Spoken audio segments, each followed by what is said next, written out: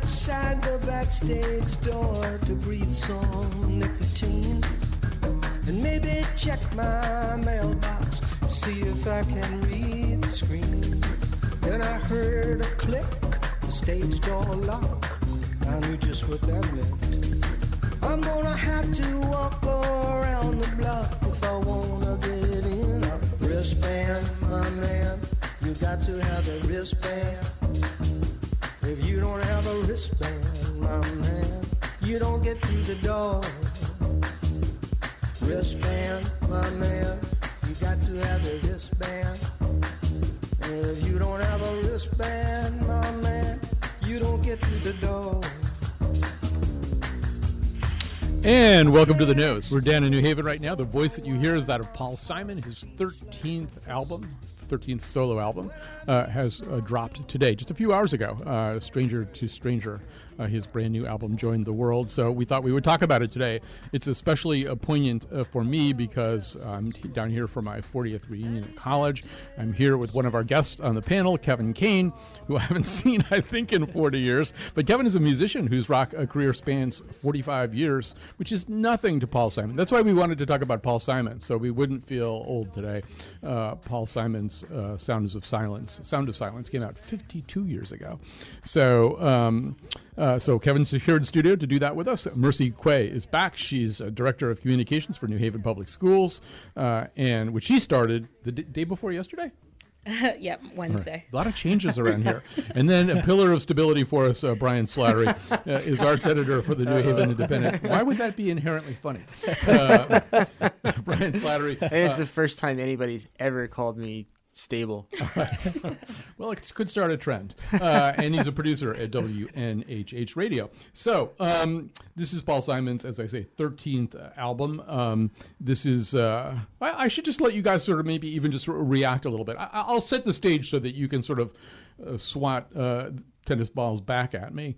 For me, I've been kind of waiting for him to make this album. The last three that he's done, I mean, I own them, I listen to them occasionally, but they really haven't sort of penetrated. They haven't ginned up the kind of excitement in me that say Rhythm of the Saints back in 1990 did, or Graceland before it. This one, I think, comes closer to doing that, and I'm really looking forward to spending even a lot more time with it. We've all been kind of delving into it and probing around in it. So, but I want to hear from you guys. I know, Brian, you didn't have quite as rapturous a reaction to it as I did. Not that you rejected it. Yeah, right. I was gonna say it's not that it's not an album that I think anybody would hate. It'd be hard to hate the album. I couldn't even imagine like what the criteria would be. There's a person out there. Yeah, maybe. But it's mostly that it's more or less what I would expect from Paul Simon at this point. There's the like let's muck around with like some music from other cultures and see what interesting things we can put together.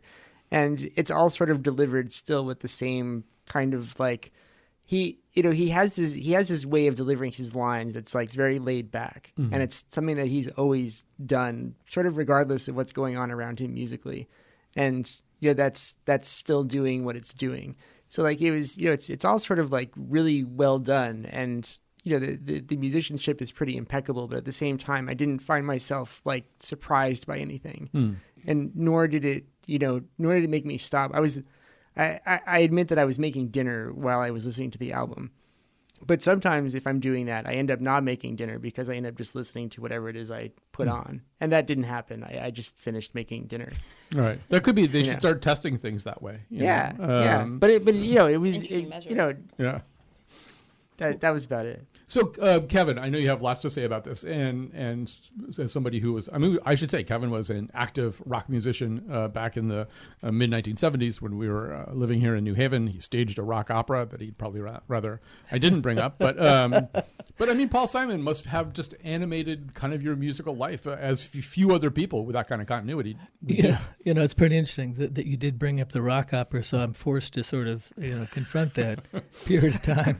And there were some sort of Simon-esque songs on there.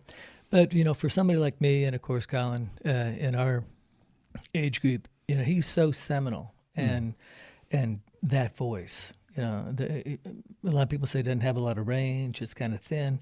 All of those things are true, but it's the perfect vehicle for his intelligent, sophisticated, wry lyric line. And, For sure. so when I Yeah. kind of looked at it, when I heard it, I think I think it's terrific. And this is on the fifth listening. I had 3 more times while I was driving up here. And for me alone, Proof of Life, The Insomniac's Lullaby, I would just take those songs and put them up against his best work. I did bring his book, so I have all the lyrics. I put that up against his best work, and I think he's been able to take his sound and what he used to use in a rhythmic sort of rhythm picking, folk picking way. That's been supplanted by some wonderful instrumentation and some really vibrant stuff. So I think he's grown, yet he's still in the vein that you want from Paul Simon. I like the fact that I wasn't surprised, by the way. I think I'm really happy about that. As you get older, you start to relish surprises. don't want Less it, and less, you want less of that. Yeah. There are fewer good say. surprises. Jumpy. At It's that like I point. don't want to hear Billy Joel play guitar. Not really. Okay, so So, Mercy, this a lot of the themes on this album are themes about which you so far don't know very much, which have to do with growing old. I mean, it's sort of there. It's a lot of what he's talking about right now. But I'm also just interested, as somebody who is far younger, whether Paul Simon resonates at all with you, and if so, whether this particular release does. Yeah, I can say that in order to sort of inform my opinion about this album, I had to ask my not so much peers. I've had to ask people, who's Paul Simon? Just old people on the street, basically. I wasn't going to say that.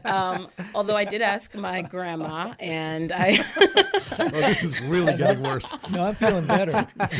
and I've asked a couple people. I've asked a former teacher of mine, Justin Boucher, who's going to be ecstatic that I said his name on the radio just now. Who Paul Simon is and how I should feel, and is this a typical album for him? And then I sort of took that and had that inform my opinion when I was sort of listening. And I don't say this often. In fact, I say it fairly infrequently. But, with the mixture of cultural sounds that he combines to create this album, if this doesn't end racism, I'm not sure what will. I'm sure the people at Concord Records are going to use that as a blurb somehow or other. For people who want to hear a little bit more of it, Kevin mentioned the cut Proof of Love, which at the moment for me is the one that I'm ready to delve deepest into. So let's hear a little bit of Paul Simon, Proof of Love.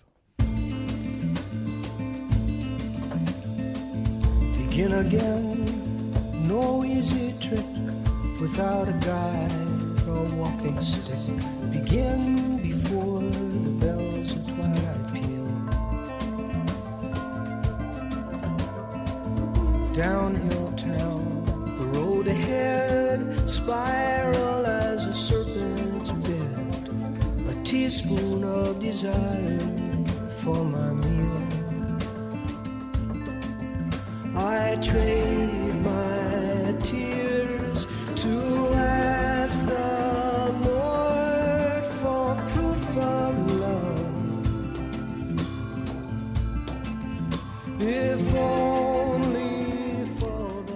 And I'd love to play more of that for you, but then we wouldn't get to talk. So, Kevin, one of the things that makes playing little clips from this album difficult is that he really has strayed away a lot from kind of A-B bridge structure. A lot of times these compositions, they have movements in them rather. So this doesn't really necessarily stay in one place or follow a very conventional melodic structure, which can either be disorienting or pleasurable. I'm finding it very pleasurable on a lot of these cuts. Yeah, so am I. And at first I was thinking of them as vignettes, that kind of separate pieces that were tied together. But when you listen to it in its entirety, and it's the only way to listen to this album, I mean, you have to go song to song to song, those vignettes are so interesting. The beginnings of each song is so interesting. And lots of times the melody in the verses, he's changing that around at the same time. But those lyrics are just so clever. You just can't get away. Brian, one thing that you said was that you wanted this music to.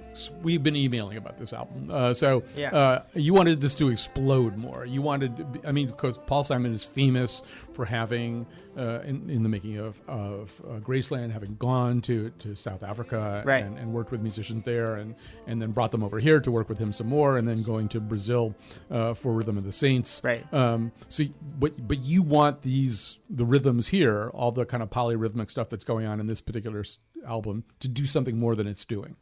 Yeah, I think that, very long story short, the debt that I owe to Paul Simon is being a kid when Graceland came out, and really liking the sound of the album, and being like, at the time, just a little baby musician going, how did he come up with all of this?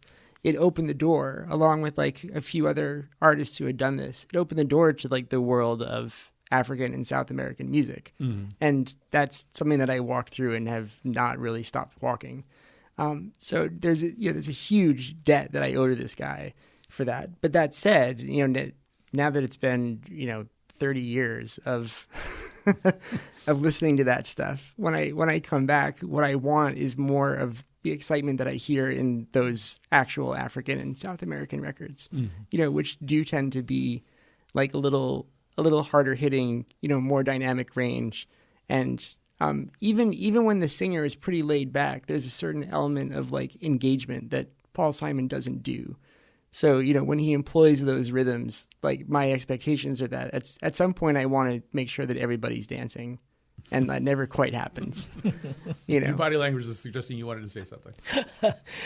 Well, no, I think that's, that was the interesting part of the email thread this week. And I really hadn't thought about it that way, because I look at Paul Simon as 50 years of songwriter. And so Right. for me, what he brings to the emotional equation is what he decides to write about.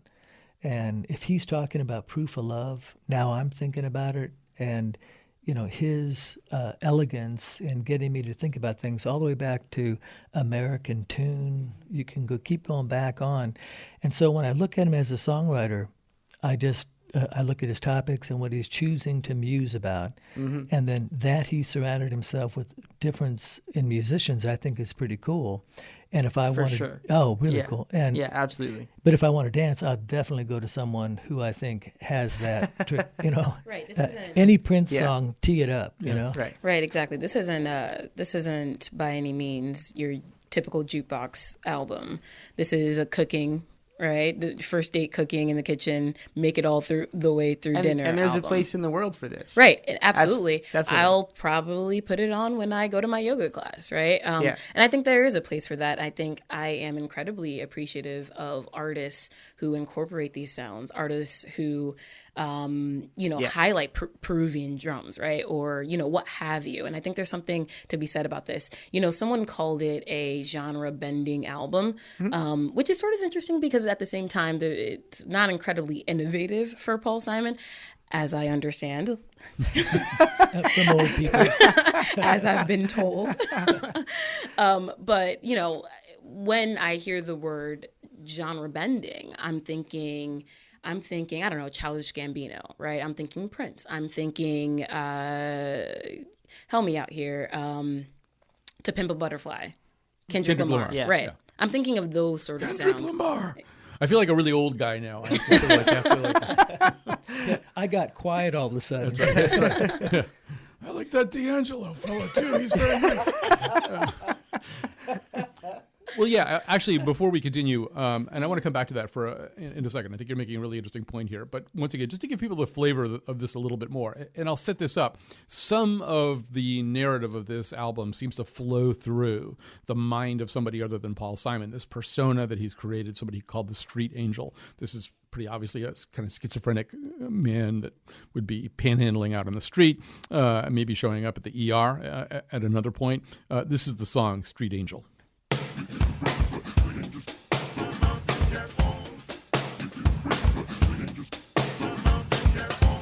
My heart goes out to the street angels working their way back home. My heart goes out to the street angels. I saved my change for a street angel working his way back home.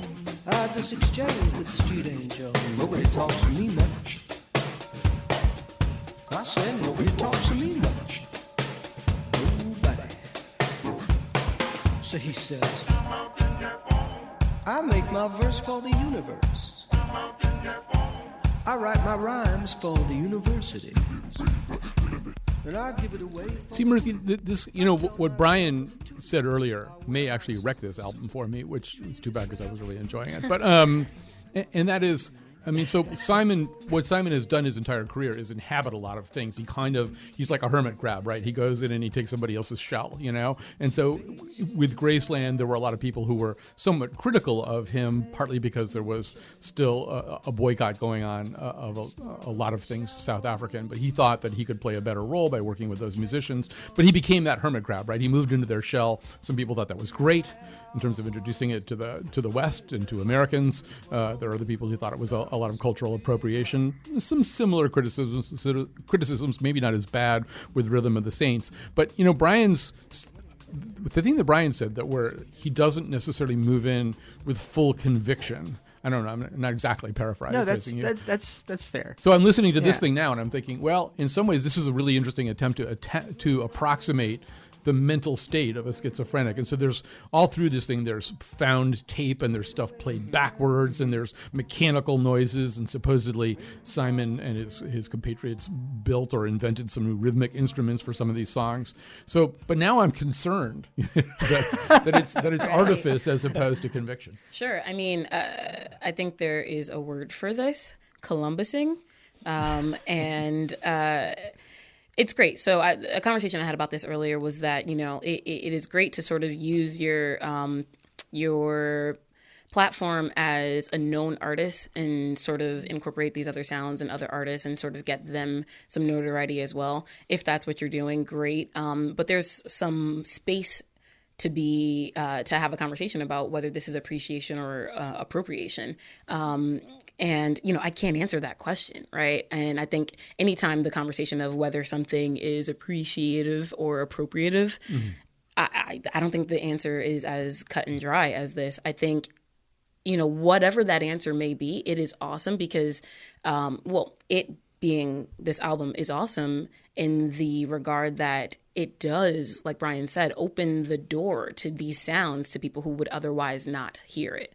I sometimes take issue to the idea, you know, statements like, oh, no one even knows, or New Haven's most kept secret, or that kind of thing, because it's like, to who, right? It sort of discounts. Somebody knows. Exactly. So yeah, we should say Columbusing is when you discover the Argentinian restaurant that the Argentine community has been going to in your city for 10 years, but you've just discovered it. Exactly. And so, you know, but Brian, what she's talking about is, it is the dilemma of Paul Simon, right? That you were growing up in upstate New York, right? Unlikely to have encountered Ladysmith Mambazo, right? In any other context. I mean, part of the problem is certainly not then, and certainly not before then, right? Right. I mean, sometimes if somebody doesn't, I mean, there were certainly South African musicians who they weren't using that word, but they were accusing Paul Simon of Columbusing, saying, "Oh, we needed him to discover us." For sure, but Americans probably wouldn't have, you know. I mean, at the time, like the audience for African music in the United States was tiny. It was really, really small, and it's a lot bigger now. And there are lots of things that played into that. But certainly Paul Simon was a part of that. You know, it's like he got Ladysmith Black Mambazo on Saturday Night Live. You know, it's like that's pretty neat. You know, and it's like there's a lot to be said about, you know, what his relationship with the music is. But that break is a break. You know, and Kevin, this is something that Brian has talked about a lot on the show in the past. Is that what musicians do anyway is incorporate everything that they've ever heard, right? That, you know, it's rare. Right. It's rare. There's that everybody wants to be wildly original, but nobody's ever wildly original in a way that completely forsakes everything that's piled up in their heads. Well, Yoko Ono was wildly original. That's such an unfair way. And I'm not sure how that worked out. So, yeah, you know, it's an amalgamation. It's an accumulation of who you've worked with and sort of, you know. As a songwriter, though, as you're coursing through decade after decade, it should be stronger. You should your songs and your your topics and your musicianship should be stronger. I don't look at Paul Simon as a musician. I look at him as a songwriter. So I don't hold him too accountable for playing those parts. But one thing that does bother me about the album is that I think that you start to fall in love with digital stuff and you become sort of the digerati of producers. And there's too much stuff in there that maybe if you simplified it, the emotion would come through. The Edie song with his guitar, right? It's an interlude, but how emotional is just that guitar? And it's not, I'll say at this point, mucked up with other stuff. And I think sometimes when you get in that producing role, you're really throwing kitchen sinks in when sometimes you don't need to. And I think that's one of the songs I think is a problem. So less is more sometimes. Actually, well, let's hear one of the many fabulously cluttered songs here. This is called, I'm just going in order right now, but let's hear Werewolf. Milwaukee man led a fairly decent life, made a fairly decent living, had a fairly decent wife. She killed him, sushi knife. Now they're shopping for a fairly decent afterlife.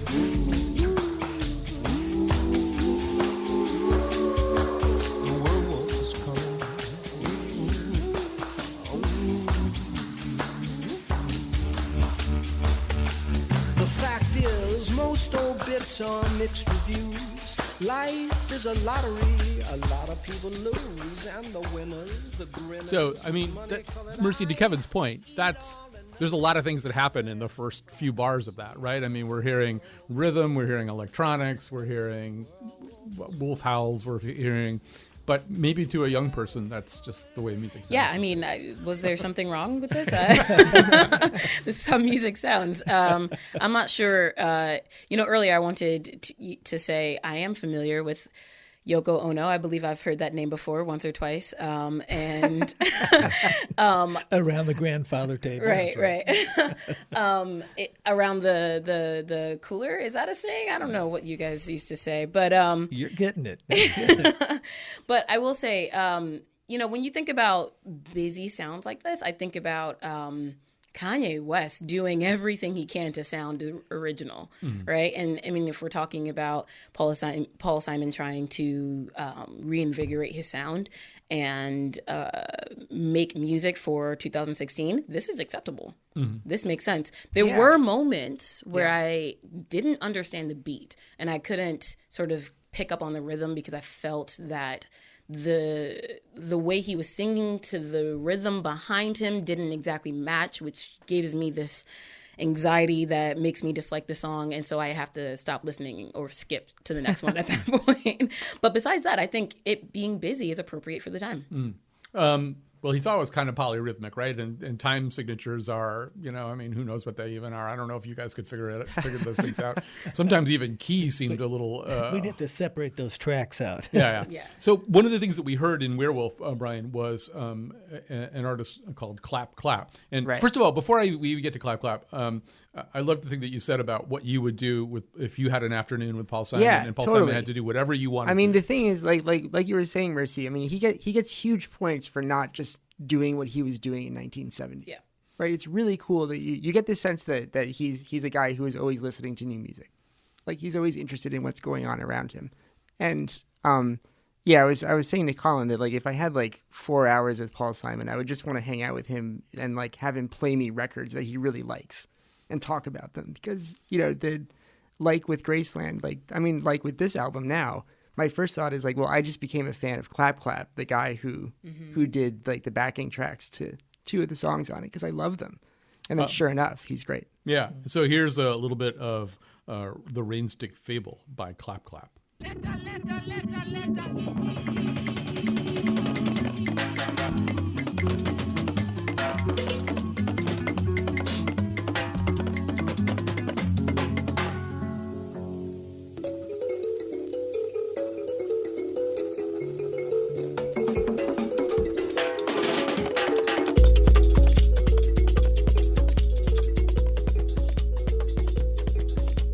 So that's really cool. But what Clap Clap can't... Clap Clap's, I think, an Italian artist, right? Yes. Yeah, Italian artist.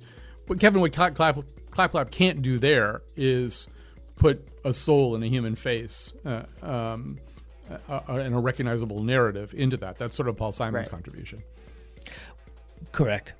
You said it way better than. In fact, I was going to say that exactly the same, but it was. Again, I think Paul's contribution to the song. The other musicians are serving the song. Paul's contribution is to write the bones of it, get the emotion, the spirit out of it, and if his musicians are serving him well, that song is going to do where they take it. And usually that should be better. And that's what I think the talent of a songwriter is. And what I was trying to say earlier is that sometimes the songwriter and the musicians are really cool together, and the producer gets in the way and just layers it with too much stuff. And so the honesty of his lyrics, how can you just begins with Werewolf. That's a killer first two lines. At the end of the day, that's Paul's contribution, and if the other musicians take that to any number of fans, I just think that's great. Before we run out of time, Kevin, one of the great points that I thought you made as we were emailing around is, Brian, I think, occasionally hears something a little bit languid and casual in the way that Paul Simon sings or enunciates some of these words. You hear it a little bit differently. You hear a guy who picks out words that sound very natural for him to sing. He selects syllables that sing well, and I think that influences his lyrical choice. And I kind of made a joke that how can you sing the word jittery and make that work, right? But I think lots of open vowels, and I just think that lends to that languid sort of thing that I happen to like, and it just helps his voice all the way through. But he selects them.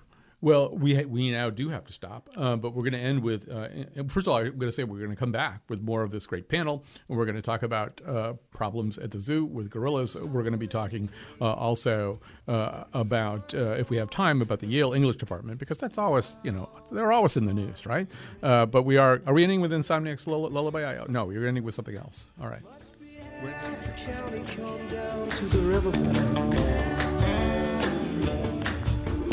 High school is closed, same for the local police. Shall we tearfully embrace? Shall we sing Amazing Grace? Will the shallow river waters bring us peace? Army dude, only son, nowhere to run. No one to turn to, he turns to the gun. It's a cross, it's a stone, it's a fragment of bone, it's a long walk home.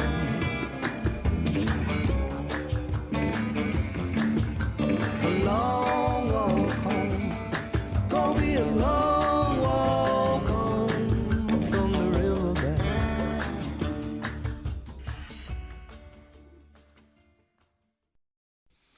And are we back? We are back. So I'm down in the New Haven studios, and I have to be honest with you. I'm never quite on solid ground here in the New Haven studios. They're all set up differently, and I'm often dazed and confused, even more so than usual. And that may be amplified by the fact that I'm down here for my 40th college reunion.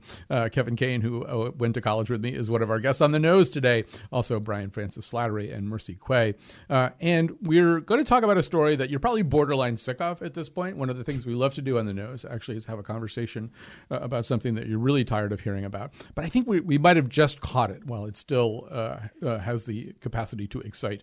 Of course, I'm talking about what happened last Saturday, May 28th. A 4-year-old boy slipped inside the habitat called Gorilla World at the Cincinnati Zoo and Botanical Garden. You know the story well by now, but he climbed through a barrier, fell 15 feet into a shallow moat where a 17-year-old western lowland gorilla named Harambe found him. There was video of the incident. We see Harambe dragging the boy, grabbing him by the foot, not letting him crawl away, and eventually Harambe had to be dispatched in order to rescue the boy. This has created all kinds of controversies and Change.org petitions and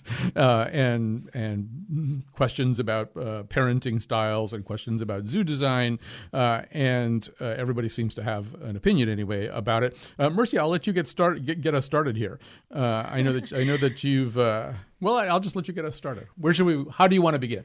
Oh, okay. So I'm not sure why you started with me, because I decided that I was going to develop my opinion after hearing Brian say something cool.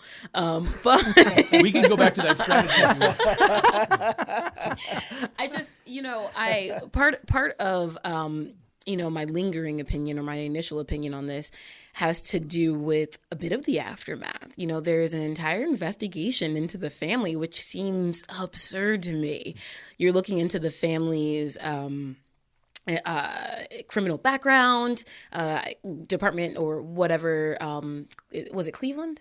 Cincinnati. Whatever Cincinnati's form of Department of Children's Services has gotten involved. And I'm just astounded by this, because you know what? It seems to me that people continue to go to places that are dangerous and are surprised when they get hurt, which is, the basis of every Jurassic Park, Jurassic World, movie, right? You go to some place that is dangerous and you're probably going to get hurt if there's, not a safe exhibit, right? But especially if it's called Jurassic. I would never take my children to be called Jurassic, but I would take my children to the zoo, because I think the zoo is going to be basically safe. But Gorilla World? Kevin, you have Gorilla World. Yeah, gorillas. I think people thought that was probably pretty safe. Gorilla World. Kevin and I both have children who are now in their 60s or something. I don't know how they got there, but the one thing that any parent can tell you is, there were 5 times in your child's childhood where you reached into a diaper bag and took your eyes off the kid, and the kid was jumping over some chasm that was the notion anyway that these are bad parents because this happened, I'm having a hard time buying. Oh, man. I'm not only a hard time buying, but just shut it down. Stop talking about this stuff. The good thing is, back when we did that, we didn't have the exponential problem of social media. Right. That, where you bring the entire galleries of peanut gallery folks, and they're all chipping in, from the people that say, okay, one gorilla, one kid, gorilla dead every time. Do we really need that? For the people who are indicting the parents on their parenting skills, there's an inquisition into how they've been raising their child and how that could end up in a 15-foot fall. Do we really need that? I just think it's such a bloated story. I guess they're building the fences higher as a result. That's more of an insurance thing than it is probably anything else. But I believe we've caught this story right at the height of its awareness on social media. And I just don't think I have a whole lot to add, except for I think that we all ought to probably not let your kid slip down there, and that's about the best. Well, Brian, my takeaway is we don't mind if gorillas die, but not while we're watching, right? The reason that there are gorilla habitats and stuff like that is because the Western lowland gorilla is a endangered species because of a lot of other things. Right. When we were talking about it before the show, there's I feel like I'm going to be hitting the nuclear button on this conversation, because Go right ahead. All right. So Let's this is why I wanted waiting to wait for you. until All after right. he said So the idea is that I'm one of those people at this point who questions the existence of zoos at all, and they do exist though. Actually, I pretend that they don't, but that's maladaptive. Yeah. But I loved them when I was a kid, and then that sort of inspired me to want to go out into the world and see and see what the actual world was like. And I was lucky enough to be able to see a lot of animals in the wild that you would normally just see in a zoo. And then the next time I went to a zoo, it was just profoundly depressing, because you realize that all of them knew they were in a zoo. And they were all just acting like you imagine people in jail act. And you sort of go, well, why do we have these exactly? And what are we pretending? What are we pretending about, how well the animals are treated and all of that sort of thing? And so that when someone says it's akin to what you'd said, Mercy, that you say ultimately these are animals, and you are sort of in their space, right, even when you're in a zoo, right? And it's this illusion of safety is something that is part of the sort of weird little lie we tell ourselves that zoos are fine. You know, when I think that they're a lot more complicated and also a lot more sort of fraught than we like to think about when we're just taking our kids to them. You know. Right. Although they can be part of a conservation strategy too. I mean, one of the problems for the Western lowland gorilla has two major problems right now. One of them is poaching. The other one is disease, and that's Ebola in particular, which is probably something that humans are tracking into their habitats and stuff like that. So, I mean, one role of zoos can be, first of all, actual biological preservation, and the other can be educating people about this animal, so maybe you care about it a little bit more. I mean, zoos, I don't think they're absolutely, axiomatically evil. Well, I don't think they are either. It's just more like it's gotten a lot more complicated as I get older. That's all. As opposed to the sheer delight I had when I was a child. Right. But I mean, to me, that's in the long run. This is, I think, Mercy, one of the reasons that people get so overwrought about this is it's not supposed to happen. I'm not supposed to ever see this. This doesn't belong in my reality. If you were to tell people, well, I mean, I think 80% of this particular species is extinct. It just it's happened someplace else that you don't watch YouTube videos from. Right. I mean, to sort of piggyback off of something Brian just mentioned, we're sort of in their space. And I think part of the reason that any species ends up going extinct is because we enter their space and we sort of encroach on that. I have the same sort of theory when people get attacked in the wilderness. I mean, it's unreasonable to assume that it's not going to happen. Mm-hmm. If someone came into my house and I attacked them, it would be unreasonable for someone to say, "Why did you attack me?" And that's how I feel about what ends up happening if anyone, not even just a little kid, falls into a gorilla habitat. That's scary, right? For sure.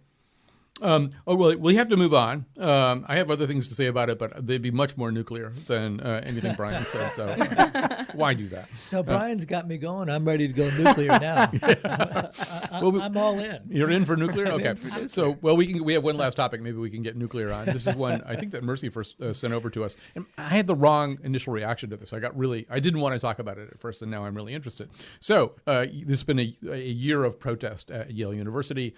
Students have been upset about a lot of things, and maybe the latest thing that they are upset about, at least some of them, undergraduates are circulating a petition calling on the English department to abolish a core course requirement to study canonical writers who turn out to be all dead white poets, dead white male poets, Chaucer, Shakespeare, Milton, those guys, Spenser, John Donne, John Milton, Alexander Pope, William Wordsworth, T.S. Eliot, and then in the spring, I think they get to pick one modern poet, and apparently they do often pick a woman. But so the students have launched a petition calling on Yale to decolonize the course. Do you want me to have Brian say something cool Please. so that you can react? Because I was going to go to you first. All right, then you have to go first. All right, fine. I was going to use your strategy, but that's fine. Oh my God. I wasn't ready. Okay. Oh, you thought I was going to tee up Mercy for you. Yeah. That's what he's been doing this whole time. Yeah. Well, okay, fine. So this is another thing that it's hard to have like a simple opinion about it, right? It's like, because I feel like on one level, like all of the stuff is good, right? And then on another level though, there is kind of, it is worth asking, why are certain things still canonical, right? Like I was just having I occasionally have these like drunk conversations with an English professor where at one point I blurted out like, nothing is going to make me care about like the foibles of upper middle class British society in the 19th century. Like I just don't care that much. And then like that meant that I could just dispose with like a whole raft of novels that I was quote unquote supposed to have read. And I was delighted to get rid of them and instead read a bunch of stuff that I was super into.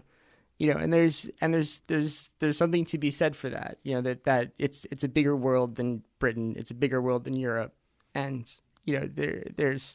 occasionally I am super embarrassed by how I've read zero works of Chinese literature. I've not read a single thing. Kevin, I forget, what did you major in here? I've forgotten. So has he. Yeah. Well, But how come I get all the tough questions? Right? Well, sociology and music. Because I was trying to, I do remember when we were here that there were, every major would have core courses that you had to take, and they were pretty white male dominated too. Oh, totally. Yeah. And I think reflective, of that era. But, I agree with the conversation so far. I think it's I would just think from the department itself, they would want a richer, broader spectrum to teach because, I certainly hated it when I took it. And that was when the 8:30 class, because I was a freshman and didn't know any better. So I think... well, you know what? This is, I'm just getting a phone call here. Right. I've timed out on something here.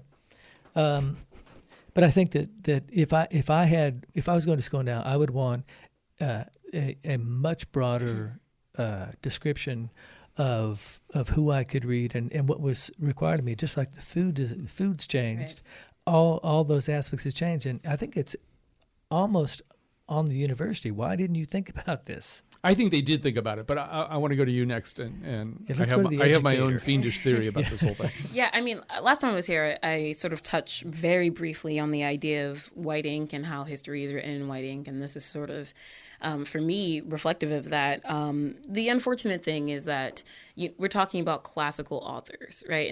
And during the time that these authors were published, even if there were authors of color or women authors, there were few, number one, and number two, they weren't being published.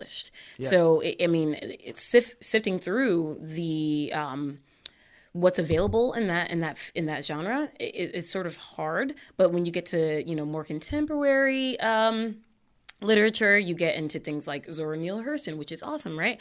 Something that I didn't have the privilege of even reading until I was in college. But I think it's difficult because you sort of do need this holistic approach to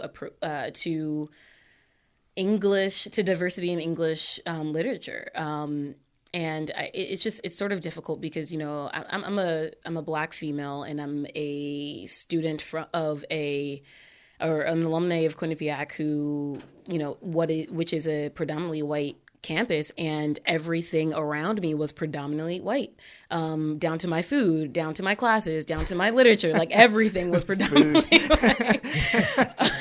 And it's one of those things.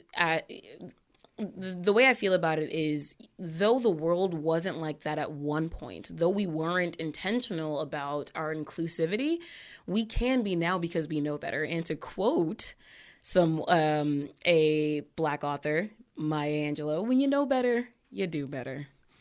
Here's my quick take on. I could go on about this for hours, it turns out, but this is something that Yale struggled with for decades and decades and decades, and colleges have struggled with for decades and decades and decades. But there's a subtext to it, which is that one of the few things that's probably more endangered than a Western lowland gorilla is the English major in college. Right, the humanities are in a lot of trouble. They seem less relevant in general. STEM is kind of taking over in terms of career paths. The English major doesn't really get you very far, and then colleges made it worse by intellectually pricing themselves out of the market in the 80s and 90s with Lacanian theory, deconstruction, Foucault, all this stuff that really made it look kind of no fun to be an English major. Not only were you unemployable, but you didn't even have any fun for 4 years. You were also unintelligible. Yeah, you're unintelligible. You were just doing this thing that really wasn't great. So as they look at it now, I think making this stuff marketable and interesting should be very much on their minds. And I'm sort of two minds about this. One of them is that since 1972, Yale's had a comparative literature major. And in Comp Lit, you do all the things we're talking about, right? You pull from lots of different sources. You go non-canonical. You get outside that white European canon, and you do lots of interesting things with it. But on the other hand, reading some of the comments from Harold Bloom and some of the other great dons of the English department here, boy, a lot of them they really are just sticking to the playbook. They're just saying, this is it. It's Ezra Pound, and if you don't like it, you can shut up. I am occasionally surprised at what because I feel like my argument for reading widely boils down to don't you want to read things that are interesting? Yeah. And the wider a net you cast, the more interesting things you can They find. gave up on interesting a long time ago. All right, we have to take a break, so you'll have time to make some recommendations. We'll do that after this.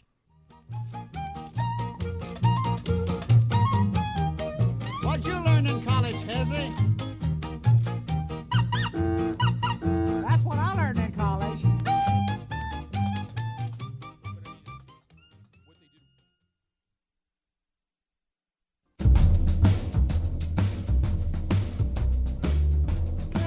Stay with us. Colin and the Nose will be back with some recommendations. Today's show was produced by Jonathan McPants and me, Kyone Wolf. Greg Hill tweets for us at WNPR Colin, and our intern is Leah Myers. The part of Bill Curry was played by Art Garfunkel. We put up audio of the show, backstage gossip, and Betsy Kaplan's recipe for 3-bean salad on our new Colin McEnroe Show Facebook page. Come find us and give us your recipe for 4-bean salad. On Monday's show, we may be talking about libertarians and the launch of the new Bill Simmons website, The Ringer. And now, back to Colin. We're back. This is The Nose. We're in New Haven. Our guests are Kevin Kane, a musician whose rock career spans 45 years, almost as long as Paul Simon's. Mercy Quay, whose life doesn't even span anything like that. She's Director of Communications for New Haven Public Schools. And Brian Francis Slattery, who's the arts editor for the New Haven Independent and a producer at WNHH Radio. We like to end The Nose with just getting all of our interesting panelists to talk about things that they like that maybe you would like too. So actually, Brian, yours and mine kind of go together, but I'm going to have you go first. Okay. Well, this time I'm ready. So I can tie everything together too, which is fun. So the first thing would be a book that can tie in both what we just talked about and Paul Simon, which is Derek Walcott's Omeros, which is this epic poem about fishermen in the Caribbean, and it's also based on the Iliad, and it is really good. I spent a summer at one point reading it, and it's one of those, like, you remember it as like, wow, that was a great summer that I read a little bit here. And then the other person is one of the Paul Simon songs that you played, made me want to go up and revisit my Thomas Matfumo records. He's basically sort of like the John Lennon / Elvis Presley / Johnny Cash of Zimbabwe. And and he's great. All right, Mercy, what have you got for us? Sure.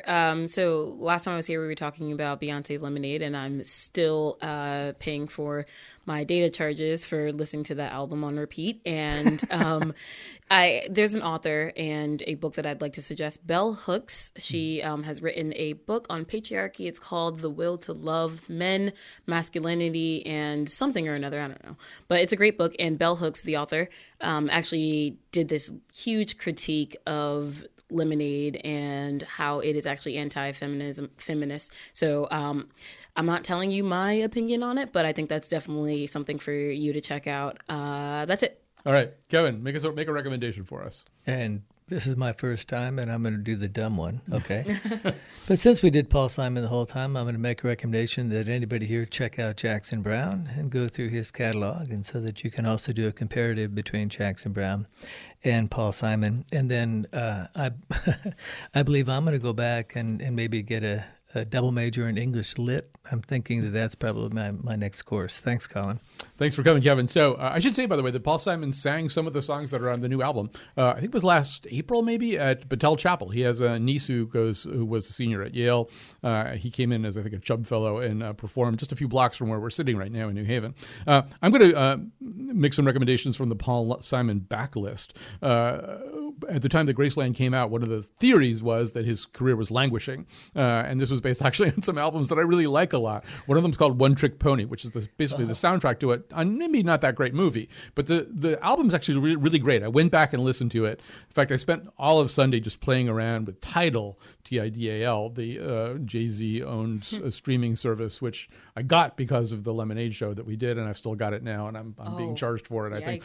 But it's really great. It's really fun to play around with. So One Trick Pony is really great overall. The title track's great. There's a song called Ace in the Hole that's terrific.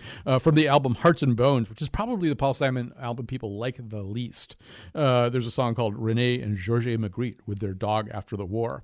And lastly, I will recommend Thelma. One of the great things about Tidal is that it posts up all the reissues of albums rather than the original ones. So Tidal was not released with Rhythm of the Saints. I mean, Thelma was not released with on Rhythm of the Saints, but it's there on Tidal and lots of other reissues of Rhythm of the Saints. It's a terrific song. I'd never heard it before Sunday. I thought I knew Rhythm of the Saints. Anyway, that's all we have time for. But I do recommend getting Tidal and paying Jay-Z a lot of money and then playing around with it. Thanks to Brian Slattery and Kevin Kane and Mercy Quay. And we'll be back on Monday with The Scramble. On the radio, baby.